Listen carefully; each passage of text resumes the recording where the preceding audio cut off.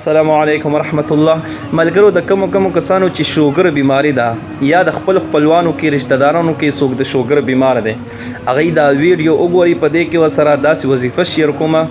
کدا او د دې وظیفې اهتمام وکړو ان شاء الله دا شوګر مریض به مکمل صحیح شي نو دا وظیفه څنګه ده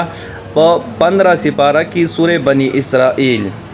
80 نمبر آیات ته آیات څنګه ده اعوذ بالله من الشیطان الرجیم بسم الله الرحمن الرحیم وقل رب ادخلني مدخل صدق واخرجني مخرج صدق واجعلني من لدنك سلطانا نصيرا دا آیات 80 نمبر آیات په سورې بنی اسرائیل کې دا آیت کریمه به یوانی میاش مسلسل سحر او ماخام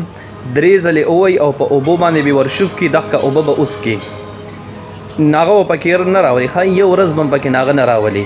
چې یونی میاش مسلسل دا آیات اویلې سحر او ماخام درې ځله په اوبه ورشوف کو دا اوبه اوس کړي ان شاء الله دا شوګر بیماری به مکمل ختم شي سیدا